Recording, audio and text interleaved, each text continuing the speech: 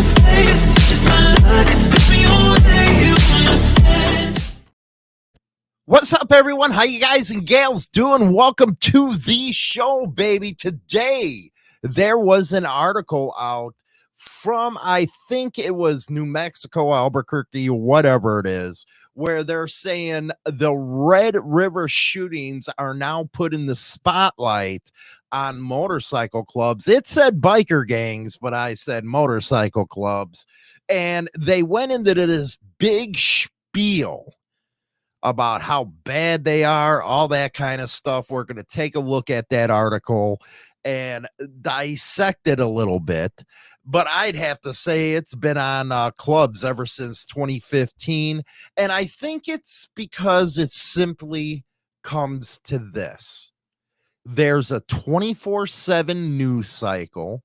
We have social media. So what that does is put everything that happens in front of people real time. And then you're able to get the discussions, all that kind of stuff.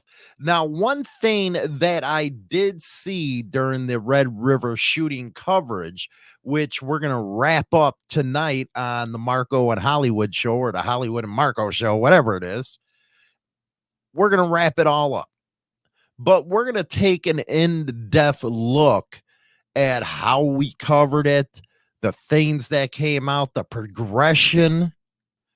But one thing I do see is a lot of negativity towards MCs, and it's mostly coming from people that aren't even involved in a club, but they want to get their opinions in, which is fine, man. You know, that right there is truly America, where you can debate. You know, we've been hearing that a lot lately. Oh, this is America. You can do what you want. That's coming from non-club members who don't understand anything. They don't understand that this is a subculture within a culture. And in subcultures, you have rules, traditions. And if you don't want to be a part of that, that's on you. Sure, you can give your opinions as, you know, somebody who's not in clubs, but at the end of the day, you really don't matter at that point. You chose not to be a part of that subculture, but you want to give opinions on it. And you want to go around and yell on the highest mountain about how wrong things are. But again, in the end, you don't matter. Unless you're a part of it, you don't know what the hell you're talking about. Let's just put it plain and simple. You know, you had people covering this lifestyle, both on social media and in the media, that had no idea what the hell they were talking about, had no idea how things work in the scene. You know, that is my biggest takeaway from all the coverage of this shooting. And there's a big backstory behind this shooting. It wasn't just over a photo. Yeah, it's somebody playing both sides of the aisle, if you would. And yeah, in this subculture, and that's what I'm going to call it, that is a no-no. And you'll wonder why things flew like they did. Now, should it have been in public? Well, everybody was busy blaming the dominant, the banditos, for this, and it wasn't even them that shot first. There is only one guy charged with murder, and that's the Water Dogs. And if you saw, you know what, I'll go with down that path when we get into the show tonight. But let's take a look at this article right here. I found it very, very interesting. Red River shooting puts spotlight on biker gangs. This one from the Santa Fe, New Mexican. Man, you know, New Mexican, I'm surprised they haven't gone all freaking crazy because of that name, but they'll take statues down everywhere. There are moments in histories of organized criminal enterprises which drag their operations into the light for public to see. For the American Mafia, this arguably occurred on the greatest scale in 63 when former member Joseph Valachi testified to the inner workings of the mob during televised hearings before a congressional committee. For outlaw motorcycle gangs operating in New Mexico, the moment when people really started paying attention may prove to be the fatal May 27th shootout during the Red River Motorcycle Day or Memorial Day motorcycle rally. Its immediate impact left 3 people dead, 5 wounded. Reputed Water Dogs member Jacob Castillo of Rio Rancho is charged with first-degree murder in the death of 46-year-old Damian Brooks of Sirico, while 2 others are facing lesser felony charges and a misdemeanor. So basically, I would say it was Catskill, New York, when all the mafia families got together. That was one of the first deals with it. But you are seeing a lot more intense scrutiny of the club lifestyle. That, you got to admit is happening right now. And the other 2 charged, I think it was a weapon in a bar or something like that. And then somebody tried passing off some stuff, but they're keeping them inside. They usually let those kind of crimes just walk. But they're keeping them because of this incident. But it went down where, and he said it to him, for himself, or told the cops that because he talked to the cops, that they were trying to avoid the banditos. A fight started it, and he's the one who pulled, and he claims it was self-defense, which is going to be everybody's, case on that one. But the media has like jumped on it, and I have to admit, a lot of us in social media we have jumped too. And there was just a lot of facts, and we're going to go down that timeline of how everything happened, trying to get the truths from the mistruths and all that good stuff. Let's go back to the article here. Recently, court documents point towards years of turmoil in the state with 2 rival gangs, the Banditos and Mongols, perceiving themselves to be at war with each other.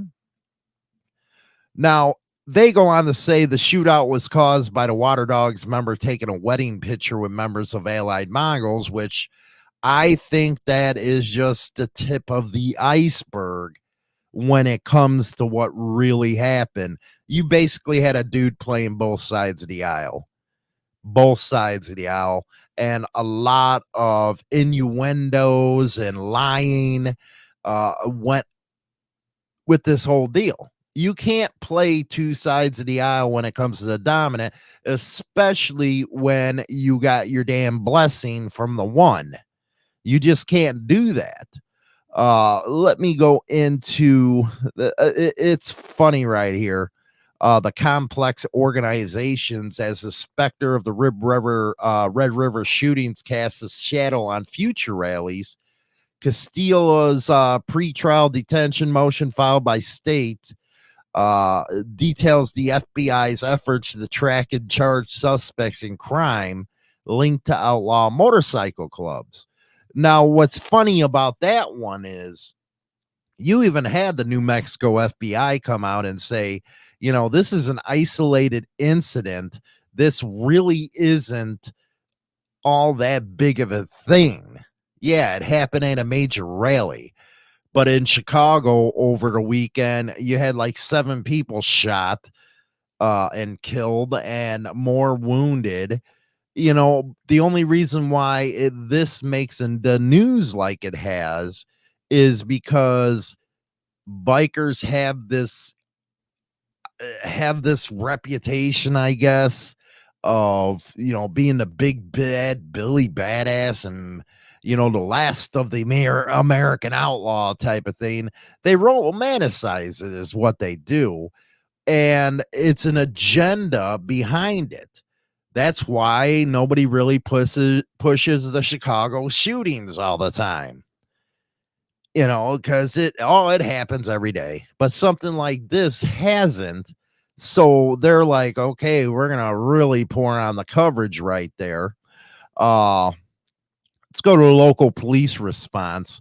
New Mexico State police officer, and I think they were on there like 20 seconds they were on that shooting deal, said officers on patrol handled encounters with gangs like the Mongols like any other suspect. Obviously, we're not going to pull over one officer is not going to pull over a whole group of motorcyclists. If there's a few here and there, our officers can make stops. He later added, I think it comes down to respect as well. You treat someone the way you want to be treated. Noting his department was warned about a group of banditos heading to Red River. Silver said having such intelligence is key to securing motorcycle rallies. Considering what happened in Red River, our guys are there within seconds. I don't see that change in violence, just like State Chief Tim Johnson said, it's not going to be tolerated. So basically, they did a little schmooze article trying to compare it to the mafia. TV, social media, and the mainstream news the last couple years has really gotten out of hand when it comes to MCs. And what that did was spawn a lot of people, which, hey, it's your opinion, you're right to do, to really get crazy with their opinions.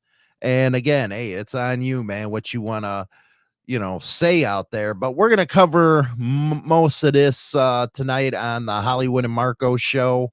We're gonna have all the news guys that were breaking this stuff, that do this for a living in the biker news realm, and it should be a good one. It really should. But we're gonna go to right now. We're gonna go to the second half of the show with China Doll. It's going to be a good one, baby. We'll be right back. Is an in-depth look at the trials and tribulations of street gang and motorcycle club life. This isn't the run-of-the-mill book that doesn't give the goods. This book will go into detail of events that actually happened.